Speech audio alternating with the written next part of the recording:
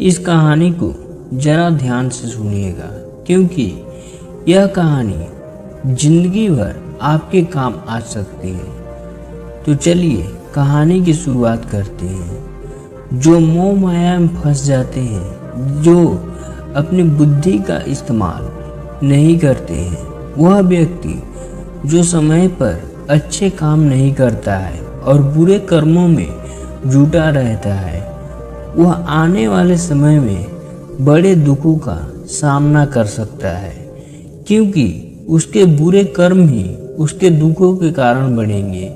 इसलिए आप सभी इस संसार के मोह माया अर्थात इच्छा, लालच, क्रोध इत्यादि को ध्यान पूर्वक देखते हुए अपने कर्म करें। इतना कहकर महात्मा बुद्ध ने अपना उपदेश समाप्त कर दिया और वहां से चले गए। महात्मा बुद्ध जब उपदेश दे रहे थे, तब वहीं से नगर का एक धनी सेठ वहीं पर मौजूद था और उस व्यक्ति पर महात्मा बुद्ध की बातों का बहुत ही गहरा असर पड़ा।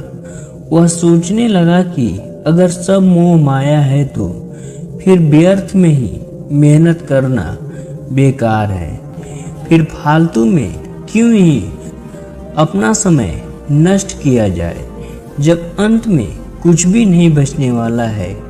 जब यहाँ पर अपना कोई है ही नहीं, तो फिर किसके लिए व्यर्थ की मेहनत की जाए। अब उसका मन इस सांसारिक जीवन में नहीं लगता था। वह इस सांसारिक जीवन से हटने लगा। अब उसे अपना सब कुछ किया हुआ व्यर्थ नजर आने लगा। देखते ही देखते कुछ ही सालों में उसका सारा व्यापार चौपट होने लगा। उस धनी व्यापार का परिवार के सभी सदस्य इस तरह से उसे देखकर चिंतित रहने लगे और जब भी कोई उससे बात करने की कोशिश करता, तो वह धनी व्यापारी एक ही बात कहता कि यह धन दौलत तो सब बेकार है, यहाँ की हर चीज सब मोह माया है, सब बेकार है, भला हम रिश्ते निभाकर करेंगे क्या, यह सब तो सब मोह माया है। जीवन तो केवल एक ही है और वह है मुक्ति। अब केवल उसी की आस है, उसी की प्यास है। मैं इतना समझ चुका हूँ कि अब से मैं जो भी करूँगा वह सब अच्छा ही होगा। अब से उसने व्यापार पर ध्यान देना बिल्कुल ही बंद कर दिया था और देखते ही देखते वह धनी व्यापारी उस नगर के सबसे गरीब व्यक्ति बन चुका था। वह पूरी तरह से निर्धन हो चुका था। उसके पास जो कुछ भी था सब कुछ बर्बाद हो चुका था। एक दिन जब उसके घर में खाने के लिए कुछ भी नहीं बचा, तो उसने अपने आप से कहा, यह मैं क्या कर रहा हूँ, सब कुछ तो चला गया, बहुत कुछ जो कुछ भी मेरे पास था वह सब कुछ चला गया, लेकिन मैंने अपने हाथों से सब कुछ बर्बाद कर दिया। आज मेरे परिवार का हर एक सदस्य भूखा है, उनके पास खाने के लिए कुछ नहीं है और मैं उनके लिए कुछ भी नहीं कर पा रहा हूँ। यह सब सोच ही रहा था कि तभी उसे याद आया कि उसने महात्मा बुद्ध की बातों में आकर अपने जीवन को बर्बाद कर लिया। यह सोच ही रहा था कि तभी उसे याद आया कि उसने महात्मा बुद्ध की बातों में आकर अपना जीवन बर्बाद कर लिया। ना तो उसे मुक्ति मिली और ना ही सुकून। अब तो भोजन के लिए भी आज मुझे रोज मरना पड़ता है। हर रोज मुझे मेहनत करनी पड़ती है, तब जाकर मेरे परिवार को 2 वक्त की रोटी मिल पाती है। अपने परिवार की इस तरह की बुरी हालात को देखकर उसे रहा नहीं गया। वह बहुत ही चिंतित रहने लगा था। तब उसके मन में ख्याल आया कि अब किसके मदद मांगे, आखिर अब उसका साथ कौन देगा। तभी उसे याद आया कि उसे महात्मा बुद्ध के पास जाना चाहिए, क्योंकि बुद्ध के कारण ही उसकी आज यह हालत हुई है और उसके हालात की जिम्मेदार वही है। मैं तो सीधा साधा अपने मार्ग पर जा रहा था, लगातार अपने व्यापार में उन्नति कर रहा था। लेकिन जब से मैंने उनकी बातों को सुनी है, तब से मेरा मन विचलित हो गया है। उनकी फालतू की बातों में आकर मैं अपना सब कुछ, अपना जीवन बर्बाद कर लिया। मेरे हालातों के जिम्मेदार वही हैं, इसलिए मुझे उनके पास ही जाना होगा। अपने मन में क्रोध लिए 2 दिन की लंबी यात्रा करके वह व्यक्ति महात्मा बुद्ध के पास पहुंचा और क्रोध में आकर महात्मा बुद्ध से कहता है कि हे बुद्ध, आपको कोई ज्ञान नहीं, आपने सत्य की प्राप्ति की, आप तो केवल भोले भाले लोगों को फंसाना जानते हैं, अपनी चिकनी चुपड़ी बातों में उन्हें बहलाना जानते हैं। आप लोगों के सीधेपन का फायदा उठाकर अपनी प्रसिद्धि और अपनी प्रशंसा करवाते हैं। आप हमें ऐसे सपने दिखाते हैं जो कभी पूरे ही नहीं होते। मैं भी एक ऐसे ही सीधा साधा व्यक्ति था और उस नगर का सबसे धनी व्यापारी था। आपसे मिलने से पहले सब कुछ ठीक चल रहा था। मेरे पास धन की कोई कमी नहीं थी, सारे ऐशो आराम, सारी सुख सुविधाएं थी। लेकिन जब से मैंने आपका उपदेश सुना है, मैं आपसे इतना प्रभावित हो गया कि मैं आपकी बातों को मानना ही शुरू कर दिया और वह सारी चीजें छोड़ दी जो मुझे सांसारिक जीवन से जोड़ती थी, अर्थात संसार की सारी मोह माया मैंने त्याग दी। और आज देखिए, आपकी वजह से मेरा पूरा परिवार भिखारी बन चुका है। यह छोटी सी कुटिया में रहता हूँ, यहाँ तक कि रोज खाने के लिए भी मुझे काम करना पड़ता है। और यह सब सारी वजह आपकी वजह से है। मैं पूरी तरह से बर्बाद हो चुका हूँ। उस व्यक्ति के इतना कहने के बाद महात्मा बुद्ध शांति से मुस्कुराते हुए उस व्यक्ति से कहते हैं कि आखिर तुम्हारे साथ क्या हुआ और तुमने मेरी बातों का क्या मतलब निकाला। इस पर वह व्यक्ति महात्मा बुद्ध से सारी बातों को बता देता है कि आप कहते हैं कि धन दौलत की इच्छा करना, यह सब काम करना सब मोह माया है। आप सांसारिक जीवन को बुरा कहते हैं और खुद को इस संसार के आकार में भिक्षा मांगते हैं। आप आध्यात्मिक जीवन को अच्छा बताते हैं, किंतु मेरा एक प्रश्न है कि इस आध्यात्मिक जीवन से हमें क्या मिलता है, इससे हमें क्या लाभ आता है। आपने कहा था कि हमें आध्यात्मिक जीवन से सुख प्राप्त होगा, लेकिन मैंने तो जब आध्यात्मिक जीवन को अपनाया तब से मेरे जीवन में केवल दुख ही दुख मिला है। यहाँ तक कि मेरे पास जो कुछ भी था वह सब कुछ मैं खो बैठा हूँ। आप लोगों को झूठी शिक्षा दे रहे हैं, उन्हें झूठे सपने दिखा रहे हैं और झूठे सपने दिखाकर उन्हें अंधकार में ढकेल देते हैं। क्या यह वास्तविकता नहीं है? इस पर महात्मा बुद्ध मुस्कुराते हुए कहते हैं कि बेटा, तुम बहुत दूर से आए हो, अभी तुम विश्राम करो। रात को आकर मैं तुम्हें सभी प्रश्नों का जवाब दूंगा।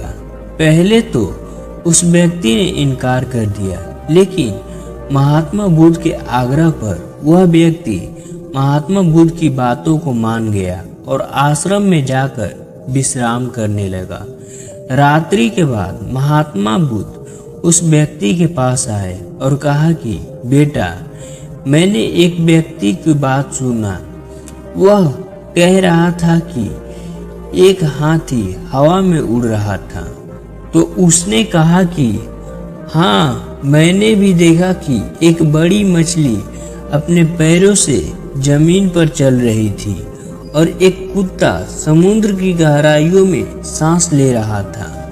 वह व्यक्ति महात्मा बुद्ध की सारी बातें सुनकर महात्मा बुद्ध से कहता है कि फिर तथागत आगे क्या हुआ, आखिर आप चुप क्यों हो गए। तभी महात्मा बुद्ध उस व्यक्ति को समझाते हुए कहते हैं कि बेटा, क्या तुम्हें लगता है कि ऐसा वास्तव में हो सकता है। इस पर व्यक्ति जवाब देते हुए कहता है कि बुद्ध, अगर आप कह रहे हैं तो यह अवश्य ही सच होगा, क्योंकि आप इतने बड़े ज्ञानी हैं, आपने सत्य की प्राप्ति की है, तो आपके मुख से निकला हुआ हर एक शब्द सत्य ही होगा। तभी बुद्ध मुस्कुराते हुए कहते हैं कि बेटा, क्या तुमने पहले कभी भी हाथी को उड़ते हुए देखा है, या कुछ भी, जो कुछ भी मैंने कहा वो कुछ भी तुमने होता हुआ देखा है। इसके जवाब में वह व्यक्ति कहता है कि तथागत, मैंने तो कभी नहीं देखा। तभी महात्मा बुद्ध कहते हैं कि तुमने मुझसे प्रश्न क्यों नहीं किया कि आखिर वह हाथी आकाश में कैसे उड़ सकता था। इसके जवाब में व्यक्ति कहता है कि हे तथागत, आपके मुख से सुनकर मुझे ऐसा लगता है कि मानो आपकी बात सत्य हो और आप सत्य कह रहे हो, तो यह सत्य ही होगा। इसलिए मैंने आपसे एक बार भी प्रश्न नहीं किया। तभी महात्मा बुद्ध उस व्यक्ति को समझाते हुए कहते हैं कि कभी किसी की बातों पर मत मानना और कभी भी किसी की बातों पर जल्दी विश्वास मत करना, बल्कि खुद विचार करो, संयम के साथ सोचो उसकी बात में कितनी सच्चाई है। जो व्यक्ति उस बात को कह रहा है, क्या वह बातें सच है, आखिर वह कहना क्या चाहता है। हो सकता है कि वह कुछ और कहना चाहते हो और तुम उसका अर्थ कुछ और ही निकाल रहे हो। कम से कम तुम्हें एक बार प्रश्न करके यह समझना तो चाहिए कि आखिर वह व्यक्ति तुमसे कहना क्या चाहता है। अगर तुम मुझसे पूछते कि आखिर वह हाथी हवा में कैसे उड़ सकता है, तो इसका जवाब मैं तुम्हें अवश्य ही देता। मैं तुम्हें ऐसे बताता कि एक छोटा सा बच्चा अपने खिलौनों के साथ खेल रहा है, वह हाथी को हवा में उड़ा रहा है और कुत्ते को पानी में डुबा रहा है और मछली को उस जमीन पर चला रहा है। क्या ऐसे संभव नहीं हो सकता? इसके जवाब में वह व्यक्ति कहता है कि हाँ, ऐसा बिल्कुल हो सकता है। महात्मा बुद्ध उस व्यक्ति से कहते हैं कि इसी प्रकार मैं कभी भी किसी को निर्धन या गरीब होने के लिए नहीं कहता हूँ। निर्धन या गरीबी तुम्हारे विकास में बाधक बन जाती है, जिससे तुम कुछ भी सोच नहीं पाते हो, कुछ भी समझ नहीं पाते हो। इन भिक्षुओं को देखो, जब इन्हें भोजन की आवश्यकता होती है तभी यह भिक्षा के लिए निकल पड़ते हैं, लेकिन भिक्षा कहाँ से आती है? इसके जवाब में वह व्यक्ति कहता है कि हे तथागत, हर रोज वह मेहनत करता है ताकि उसके परिवार का भरण पोषण हो सके। जो वह मेहनत करता है उसके बदले में उसे कुछ पैसे मिलते हैं और उन पैसों से वह भोजन खरीदता है। वही भोजन आपको भी सौंपी जाती है और वहीं से भिक्षा आती है। तभी महात्मा बुद्ध उस व्यक्ति से एक और प्रश्न करते हैं कि बेटा, यह बात तो सत्य है, लेकिन क्या तुम मुझे यह बता सकते हो कि आखिर यह धन आता कहाँ से है? इसके जवाब में वह व्यक्ति कहता है कि तथागत, धन तो सभी लोग अर्जित करते हैं, सभी कमाते हैं, तभी उनके पास धन आता है। इस पर महात्मा बुद्ध उस व्यक्ति को समझाते हुए कहते हैं कि ठीक इसी प्रकार दुनिया में हर कोई भिक्षा मांगने के लिए लग जाए तो आखिर भोजन कहाँ से आएगा? अनाज कौन उगाएगा? व्यापार कौन करेगा? लोगों की रक्षा के लिए धन कहाँ से इकट्ठे होंगे? लोगों की जरूरतें कैसे पूरी होंगी? यह सुनकर वह व्यक्ति थोड़ा सा अचरज में पड़ गया और वह महात्मा बुद्ध से कहता है कि किंतु तथागत, आप तो कहते हैं कि मनुष्य की इच्छा, कामना, वासना, लालच, क्रोध ये सभी मनुष्य के विकार हैं और हमें इनसे दूर ही रहना चाहिए, तभी वह आत्मज्ञानी कहलाता है। तभी बुद्ध कहते हैं कि बेटा, मैंने तो अभी यही कह रहा हूँ कि मनुष्य के इन सभी चीजों से दूर रहना चाहिए। इस पर व्यक्ति महात्मा बुद्ध की बात को काटते हुए कहता है कि पर दुनिया तो इसी पर चलती है, इसके बिना भला संसार कैसे चल सकता है? हर किसी को पैसे की जरूरत है। बिना पैसे के वह व्यक्ति अपने परिवार का भरण पोषण कैसे कर सकता है? वह अपने परिवार का पालन पोषण बिना पैसों को नहीं कर सकता। वह अपने परिवार के लिए भोजन नहीं ला सकता है, और यदि वह पैसे नहीं कमाएगा तो उसके परिवार भूखे मर जाएंगे। तभी महात्मा बुद्ध कहते हैं कि बेटा, यह संसार की इन्हीं चीजों से नहीं चल रही है, इन चीजों से बिगड़ रहा है। इस पर व्यक्ति कहता है कि यह तथागत, आखिर आप कहना क्या चाहते हैं? मैं आपकी बातों को समझ नहीं पा रहा हूँ। संसार में इच्छा, कामना, वासना और क्रोध ही तो है, और मैं इनका त्याग कर देता हूँ, तब हम अध्यात्म की ओर बढ़ते हैं, अर्थात मुक्ति के मार्ग पर, यानी कि हम सन्यासी के मार्ग पर चलते हैं। इस पर महात्मा बुद्ध जवाब देते हुए कहते हैं कि बेटा, तुमने जो कुछ भी कहा वह भी एक बहुत ही बड़ा सत्य है।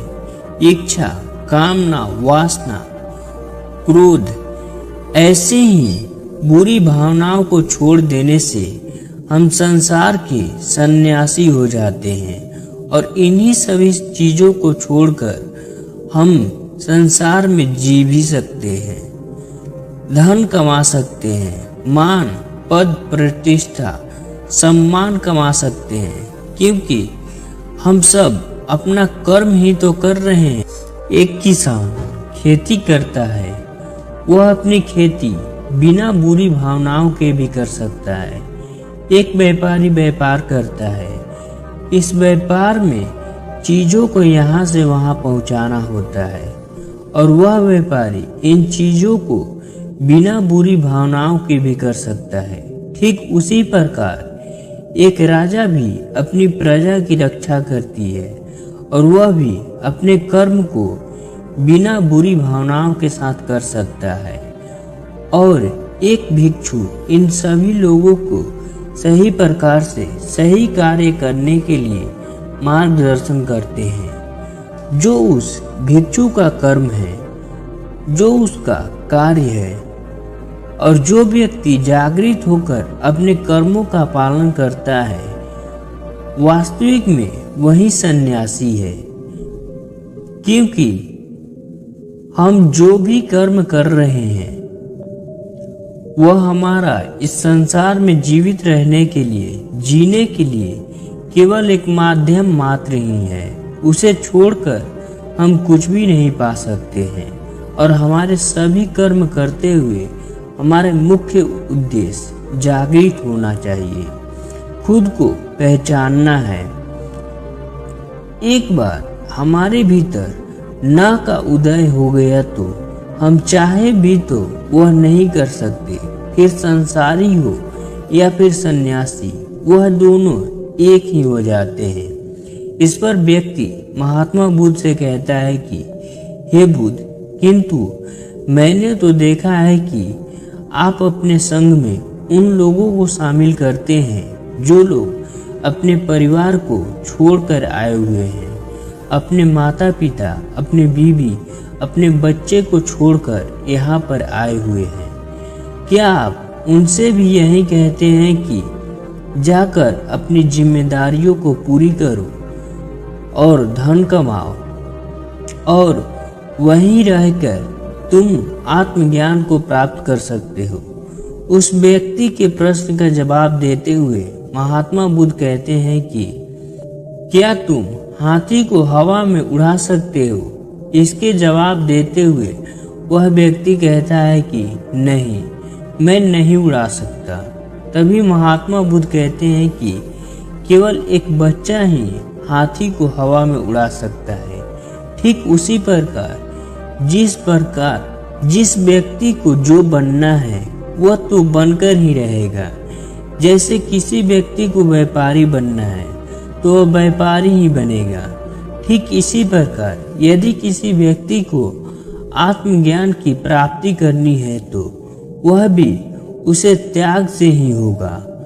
आगे महात्मा बुद्ध उस व्यक्ति से कहते हैं कि बेटा, क्या तुम सब कुछ छोड़कर आत्मज्ञान के मार्ग पर आगे बढ़ते हो, या फिर तुम सोच रहे थे कि इस रास्ते पर चलकर जीवन आसान हो जाएगा, जो होगा सब अच्छा होगा, सब कुछ अपने आप ही मिलने लग जाएगा, मुझे तो कुछ करने की आवश्यकता ही नहीं पड़ेगी, सारे दुख दर्द सब कुछ समाप्त हो जाएंगे, जीवन में चमत्कार होने लगेगा, अंत में मुक्ति भी मिल जाएगी। महात्मा बुद्ध की यह बातें सुनकर वह व्यक्ति अपनी गलतियों का एहसास करता है और वह महात्मा बुद्ध के चरणों में गिरकर कहने लगा, हे बुद्ध, आप सत्य कहते हैं।